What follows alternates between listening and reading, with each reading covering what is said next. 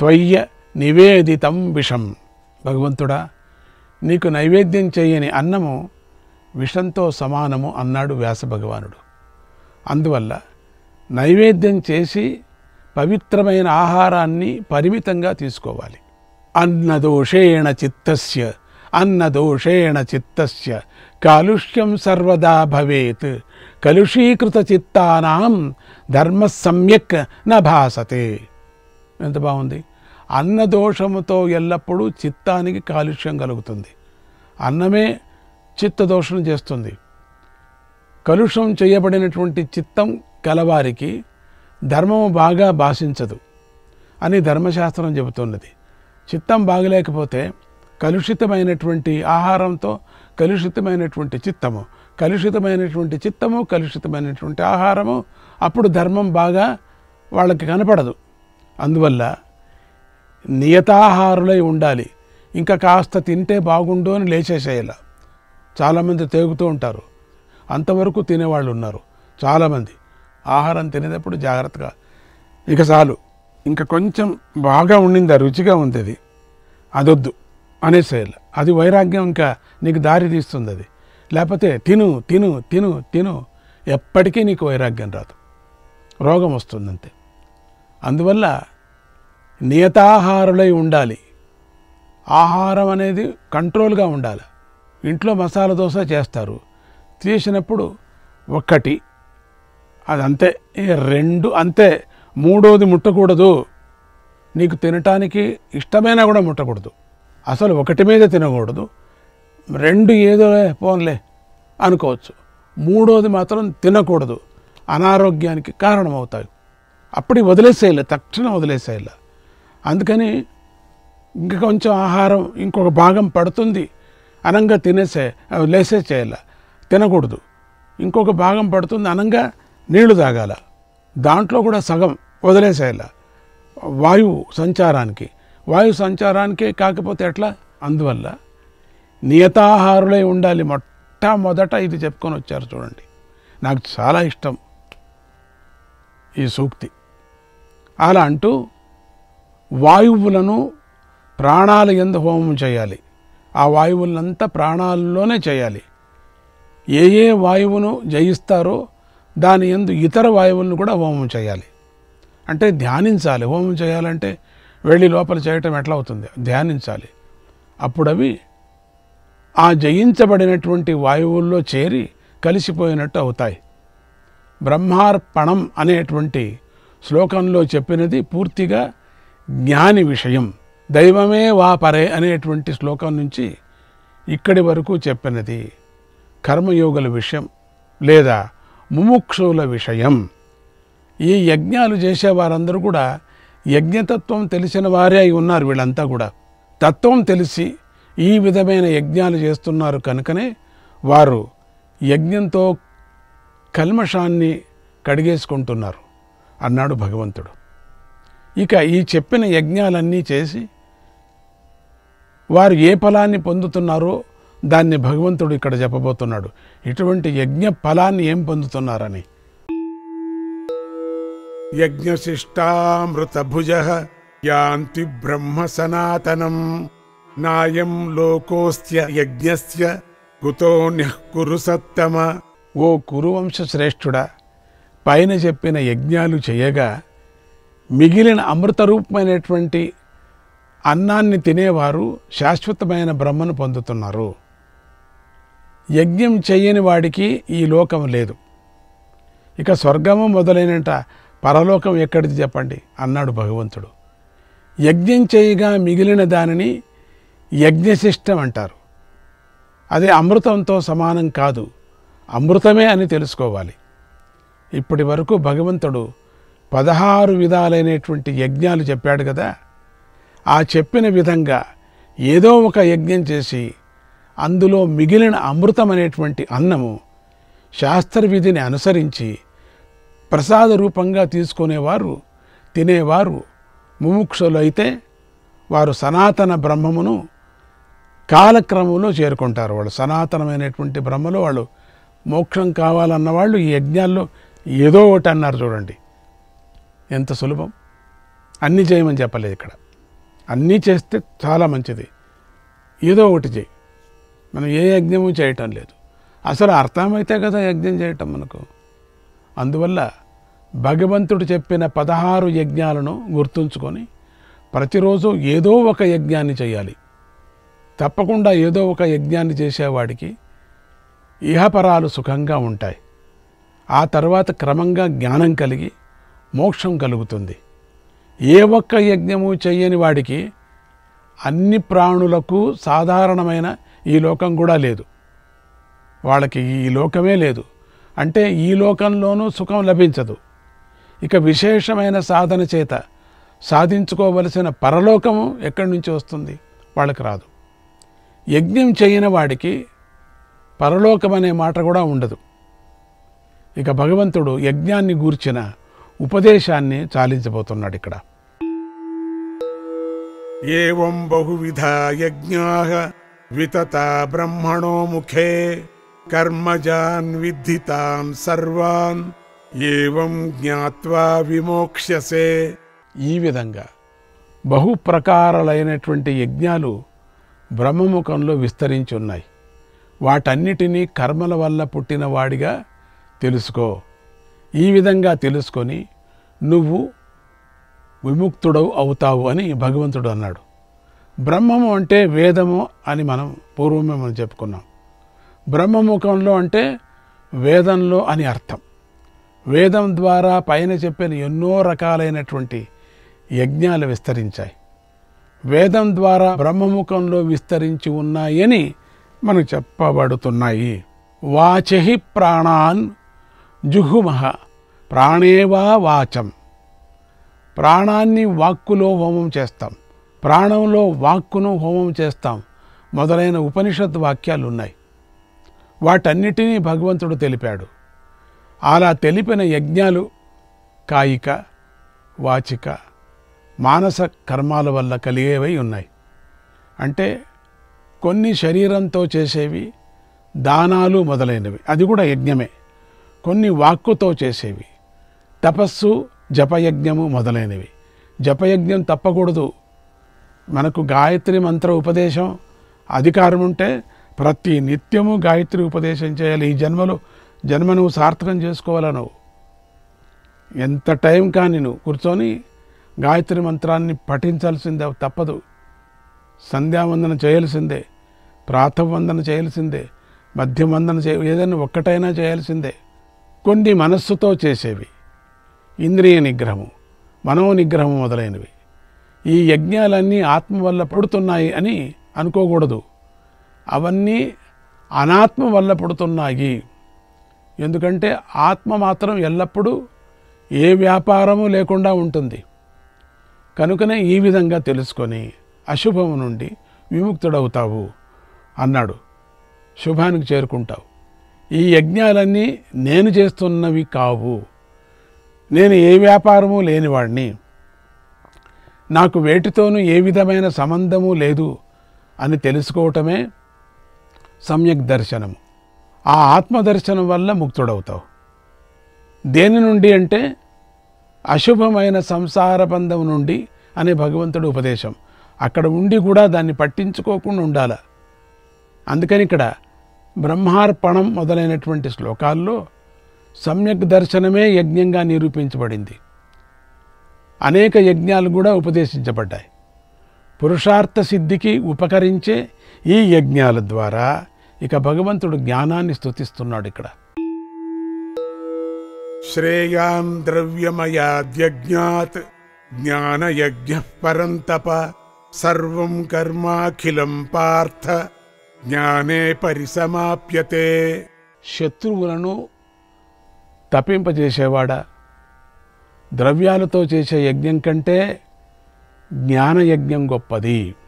ఓ అర్జున, సమస్తమైన కర్మ నాశనం లేనిదై ఫలంతో పాటుగా జ్ఞానంలో పరిసమాప్తి అవుతుంది, కలిసిపోతుంది అని భగవంతుడు అన్నాడు. మనము మహాభారతాన్ని చెప్పుకున్న రోజు నుంచి యజ్ఞమే చేస్తున్నాం. మనం ఎంత పెద్ద యజ్ఞం, ఇంతకన్నా వేరే మనకు జన్మలో యజ్ఞం దొరకదు. ద్రవ్య సాధనల చేత సాధించే యజ్ఞం కంటే జ్ఞానయజ్ఞం మేలైనది అని భగవంతుడు ఉపదేశించాడు.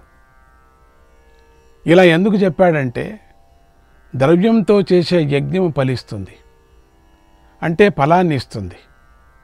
జ్ఞానయజ్ఞానికి ఫలం లేదు. ఎక్కడుంది? ఫలం లేదు కదా. కాబట్టి జ్ఞానయజ్ఞమే మేలైనది అంటున్నాడు. ఫలం లేదు కాబట్టి. ఫలం వస్తే అంత మేలైంది కాదు, ఫలం ఉండకూడదు అని అన్నాడు భగవంతుడు. ఈ మాట మనకు వింతగా తోచవచ్చు కదా. ఎందుకంటే మనం ఎప్పుడూ అల్పమైన ఫలాన్నే చూస్తూ ఉంటాం, అనంత ఫలం చూడం. పరమాత్మ తత్వజ్ఞానమే అనంత ఫలం. నిజానికి దానిని ఫలమని పిలిచేందుకు లేదు. ఎందుకంటే ఆ ఫలం సిద్ధించాక ఇక ఫలమని, ఫలాన్ని పొందేవాడని, అనుభవించేవాడని ఇటువంటివేవి ఉండవు కదా అక్కడ నిష్కామంగా చేసేవాడికి. ద్రవ్యయజ్ఞం కన్నా జ్ఞానయజ్ఞం ఎందుకు గొప్పది అంటే జ్ఞానం అంతటా నిండి ఉన్న నీటి వంటిది కదా. ఇక్కడ మనం 2వ అధ్యాయంలో 46వ శ్లోకమైనటువంటి యావానర్థ ఉదపానే అనే దాని యొక్క అర్థాన్ని గుర్తు చేసుకోవాలి. మోక్ష సాధనమైన ఆ జ్ఞానంలో సమస్త కర్మలు ఏ అడ్డంకి లేకుండా కలిసిపోతాయి. దీనినే పరిసమాపనం అన్నాడు భగవంతుడు.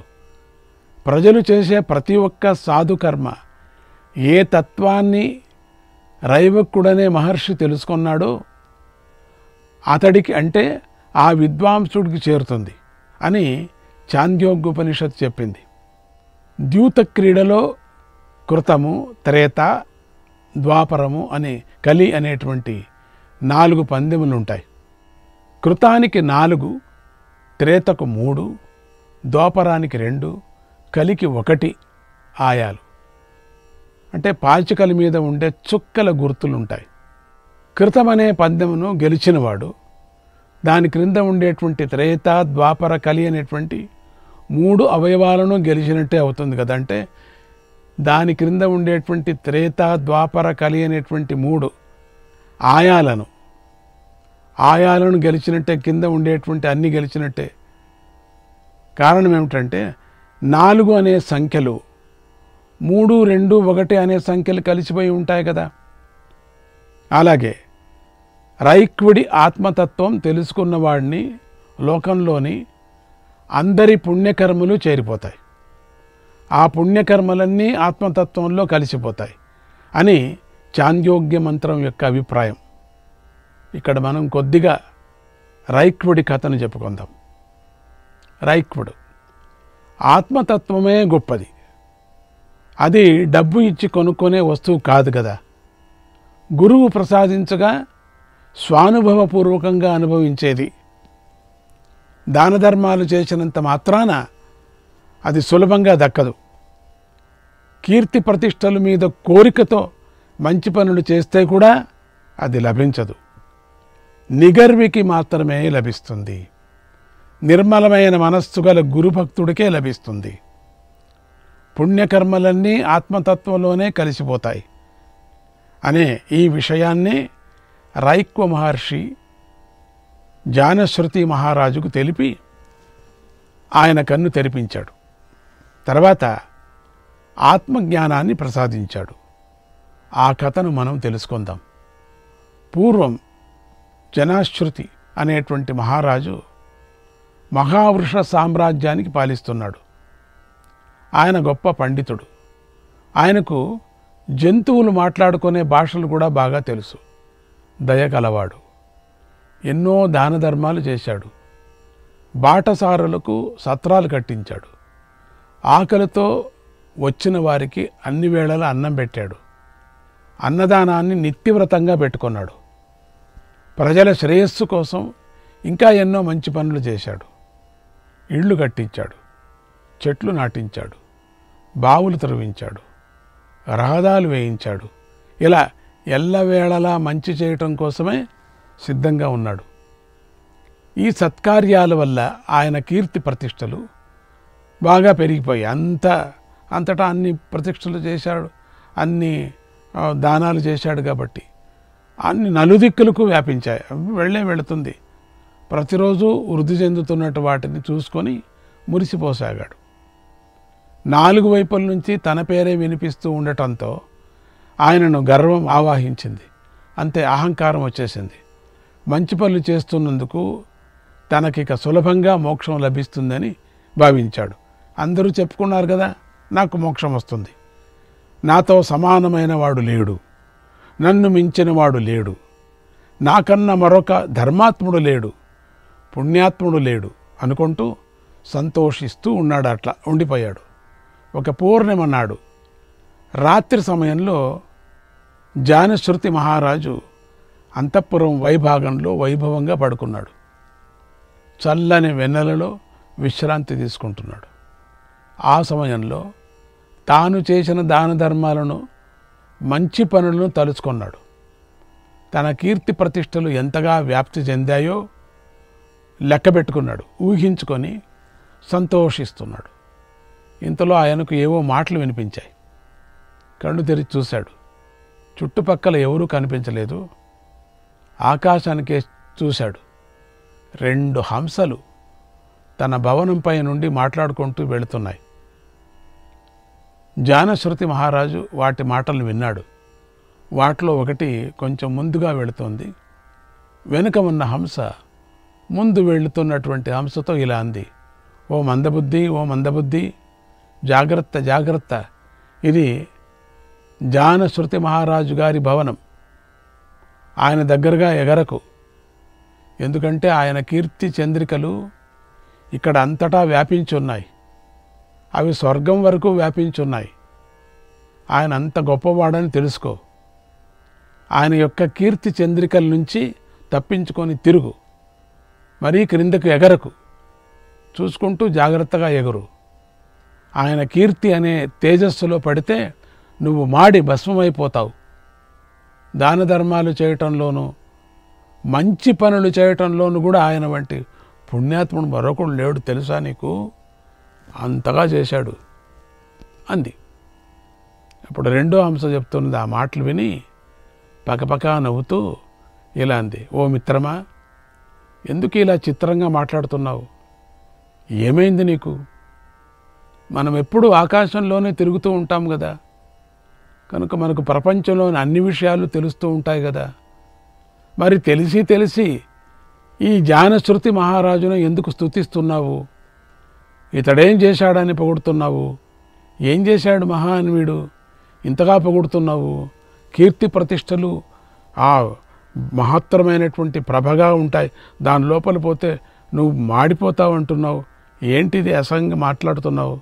ఇతడు వట్టి స్తోత్రప్రియుడు. ఎవరైనా స్తోత్రం చేస్తే వాళ్ళకి దానం ఇస్తాడు. కేవలం కీర్తికాంక్షతోనే దాన ధర్మాలు చేస్తాడు. ఇతడి రాజ్యంలోనే బండి తోలుకొని జీవించే రైక్వుడి కన్నా ఇతడు గొప్పవాడా? అతడు అనుభవించే ఆనందం కంటే ఇతడు అనుభవించే ఆనందమే గొప్పదా? అతడు ఈ జగత్తుకు చేసే మేలు కంటే ఈ మహారాజు చేసే మేలు గొప్పదా? ఏం మాట్లాడుతున్నావు? మూర్ఖంగా మాట్లాడుతున్నావు. మూర్ఖులను విరిచారంగా మాట్లాడితే మూర్ఖంగానే మాట్లాడేది. ఆత్మజ్ఞాని అయినటువంటి ఆ రైక్యుడెక్కడా, ఈతడెక్కడా? రైక్యుడు మహాత్ముడు, ఆత్మజ్ఞాని కనుకనే అతడు తాను ఉన్న చోటనే అన్నీ సాధించుకుంటున్నాడు. రైక్యుడికి గతం గురించి కానీ భవిష్యత్తు గురించి కానీ ఆలోచనే లేదు. మోక్షం కావాల ముందుకనేది కూడా లేదు. ఆత్మానుభవంతో విరాజిల్లుతున్నాడు, ఆనందంగా ఉన్నాడు. కనుక ఆయనకున్నంత ఆత్మజ్ఞానం ఈ మహారాజు గారికి లేదు. ఈ తేడాను గుర్తించి పరిశీలించి మాట్లాడు అని 2 హంసలు మాట్లాడుకుంటూ ఎగురుకుంటూ వెళ్ళిపోయాయి. శ్రీకృష్ణాయ పరమాత్మనే నమః.